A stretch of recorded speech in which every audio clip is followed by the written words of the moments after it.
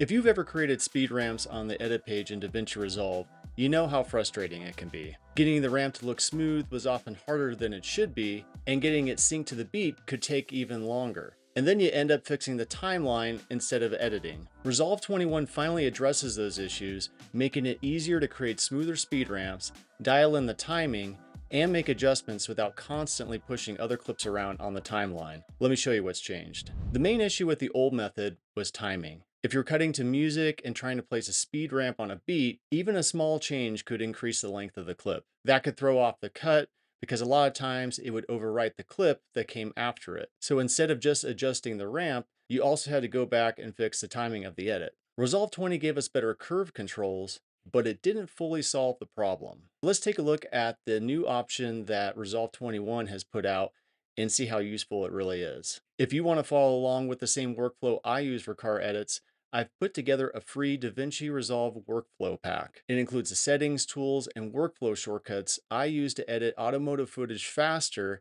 and spend less time troubleshooting in post. You can download it using the link in the description. So let me show you the new workflow. First, select the clip, then open the keyframe tray by clicking the small keyframe icon above the video track on the timeline. Next, go to the Parameters area and click the three-dot menu. Choose Display Parameters with Keyframes. Now go to the inspector. Find the speed change parameter, add a keyframe at the beginning of the speed change and another keyframe at the end, and make sure that the retime frame curve is selected. But before shaping the ramp, I want to set the clip length first. So if I want this clip to fit across 4 beats, I'm going to trim or speed up the entire clip until it fits that section of the timeline. This is very similar to the time stretcher in Fusion. Then I'll select the first keyframe and choose Ease Out.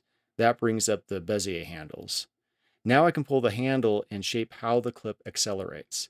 Instead of jumping from one speed to another, the ramp builds gradually. And the important thing to notice is this: the clip length stays the same. Now I can adjust the curve, change how aggressive the ramp is, and still keep the edit locked to the beat. Now add an ease in handle on the second keyframe. Now pull the handle down to create a nice smooth curve.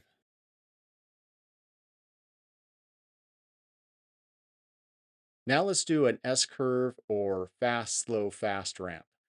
First, I'll select the clip and press Command R or Control R. Then I'll set the clip to the final length I want in the timeline. Then add a keyframe at the beginning and at the end of the clip. First keyframe, I'll choose Ease Out. For the second keyframe, I'll choose Ease In. And now I can use the Bezier handles to shape the curve. For the first keyframe, I'm going to pull the handle up so it's going to start fast and then slow down into the middle of the clip. And then for the second keyframe, I'll pull the handle down so the clip speeds back out. What I like about this is that I'm not guessing with speed percentages the whole time. I'm looking at the curve and shaping the motion visually. If the slow section feels too long, I can move the keyframes closer together. If the ramp feels a little too sharp, I can soften the handles. Notice that the clip still stays locked to the same section of the timeline. So this workflow helps with timing, but it does not create extra real frames. If your footage was shot at 60 frames and you're editing on a 30 frame per second timeline, you still have to be careful with how far you slow it down. But if you're slowing below the number of frames allotted, and that's where you can start seeing weird artifacts, warping, or little jumps in the image. So to help with that, select the clip and go to the inspector. Open Retime and Scaling. Next, under Retime Process, choose Optical Flow. Then under Motion Estimation, you can test options like Enhance Better, Speed Warp Faster, or Speed Warp Better, depending on your system and whether you're using Resolve Studio. I usually don't leave the heavier options turned on while I'm still editing because they can slow playback down pretty quickly. Another common ramp is the boomerang effect. This is where the motion pushes forward, slows down, and then reverses back to the beginning. For this example, I'll set it up the same way. First, I'll set the clip length to the timeline, Then I'll open the key tray and add a keyframe at the beginning and another at the end.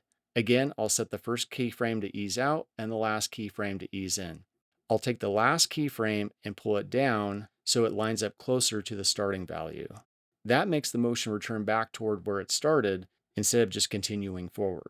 Then I'll pull the Bezier handle up to create that upside down U shape. That curve is what gives it the boomerang effect. The clip speeds into the motion, slows through the top of the curve, and then comes back down. If it looks a little too aggressive, I can soften the handles. And if it hangs a little too long in the middle, I can just tighten that curve. For the final example, I'll build a clip with multiple ramps. I'll start by setting the clip length in the timeline and add my first keyframe at the beginning. Now I'll move forward through the clip, add a keyframe, and I'm going to sync it up to the next beat. Then I'll add the rest of the keyframes where I want each speed change to happen. For this example, I want the clip to ramp in fast, slow down, do a boomerang, and then ramp back out. I'll select the middle keyframes and use ease in and out. For the first keyframe, I'll use ease out. For the last keyframe, I'll use ease in. Just like before, I'll adjust the curve handles until the motion looks right.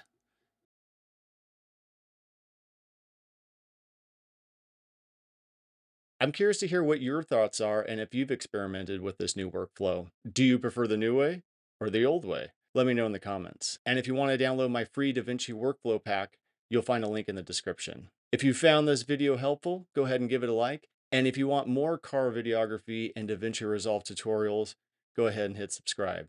My name is Andrew Cooper at andrewcoopervideo.com. I'll see you in the next one. Take care.